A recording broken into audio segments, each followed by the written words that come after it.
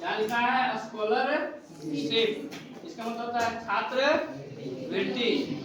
और ये उन बच्चों को दिया जाता है जो बच्चे पढ़ाई करते हैं। जैसे एग्जांपल, सरकारी स्कूलों में 10 तक तो मिलता ही है। ये सरकारी स्कूलों में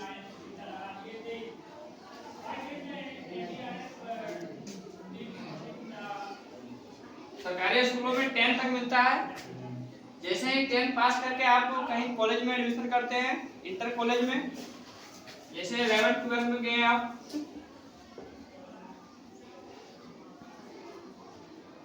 किसी भी कॉलेज में आप नाम लिखाएं, अगर 11 में नाम लिखाएं, आप मान के चलिए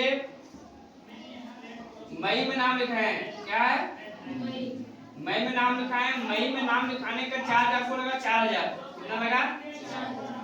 4000 लगा। तो सरकार स्कॉलरशिप देती है बच्चों को। हो सकता है आपको दिसंबर आते आते ये 4000 का 6000 आपको आ जाएगा। जो आप 4000 एडमिशन में लगाए पैसा, उसका 6000 स्कॉलरशिप आपको सरकार क्या किया? दे दिया। आपने इस 6000 रुपया को नेक्स्ट जब आप पढ़िएगा, जब 12 में एडमिशन कीजिएगा, तो ये पैसा वहां यूज कीजिएगा। ये पैसा क्या कीजिएगा? वहां यूज कीजिएगा, तो आपको फायदा हुआ। अब जैसे अब 12 में गए, तो 12 में भी क्या होता है? स्कॉलरशिप का पैसा जो है सो आता है। अब 2 साल में आपका एडमिशन पैसा वापस हो गया, रिटर्न हो गया। सरकार की अच्छी योजना है।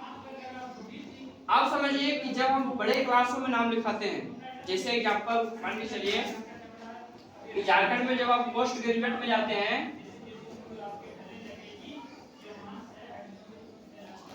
मतलब ग्रेजुएशन में आप जाते हैं, तो वहां कुछ ऑप्शंस होता है। जैसे मान के चलो बीसीए, क्या हो गया?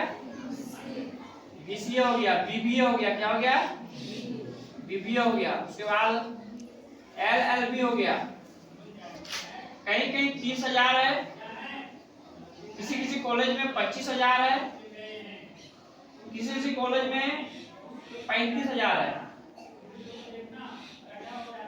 इस पोस्ट ग्रेजुएट का पढ़ाई में इसका एडमिशन चार्ज है इतना, एक सेमेस्टर का। कितना सेमेस्टर का? एक सेमेस्टर का। एक सेमेस्टर का इतना चार्ज है। हमने किसी तरह से पैसा जुगाड़ किया और एक सेमेस्टर में नाम लिखाया। घर की कुछ खर्चे से आप रूम में रह रहे हैं, हजारीबाग में पढ़ रहे हैं, या रांची में पढ़ रहे हैं, या पटना पढ़ रहे हैं, कहीं भी इस कोर्स को करने के लिए जाना पड़ेगा। यही आपका जेजे कॉलेज तिलियम में हो जाता है। इसमें बात आता है कि आप एडमिशन करते हैं 30,000, तो सरकार की योजना है कि सेमेस्टर 1 और 2 दिसंबर आते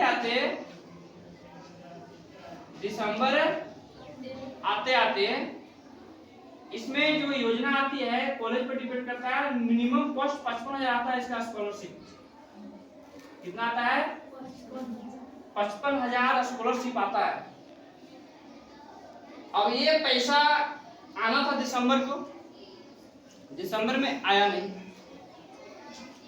और उस दिसंबर से फिर ये नया साल आया अक्टूबर, और अभी तक ये पैसा बच्चों के यहाँ खाते में नहीं आया।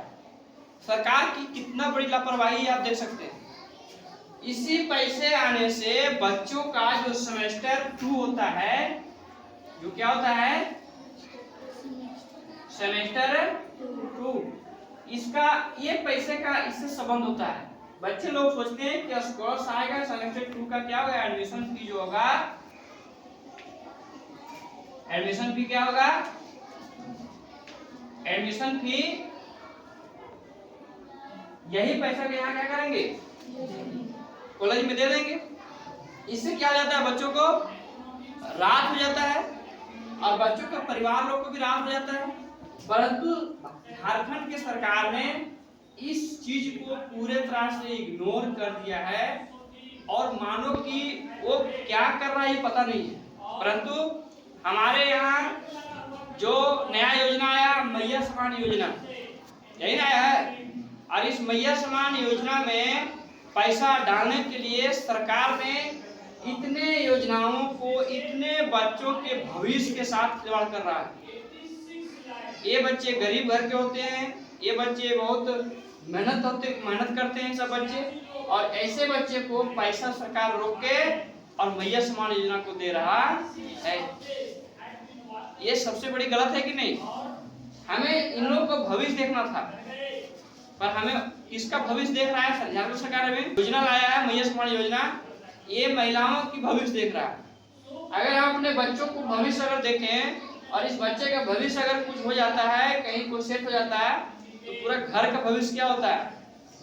सेट हो जाता है। तो हमें झारखंड सरकार से गुहार करते हैं कि इन योजनाओं को बच्चों को क्या किया जाए, दिया जाए, ताकि ये अपना भविष्य में आगे पढ़ाई कर सके। ऐसा नहीं कि ये लोग पढ़ेंगे नहीं, पढ़ेंगे जरूर, लेकिन इसके स्कॉलर्स आने से बच्चों को थोड़ा क्या होता है, माइंड सेट पॉजिटिव रहता है कि चलो सरकार भी हमारी सहायता कर रही है। तो इसलिए सरकार से गुहार करते हैं हम लोग कि ऐसी योजनाओं को बंद ना करें। बाकी जिसको जो करना है वो कीजिए, लेकिन बच्चों के भविष्य से खिलवाड़ नहीं करें। ठीक है, ये आपको समझाना था। बंद करते हैं।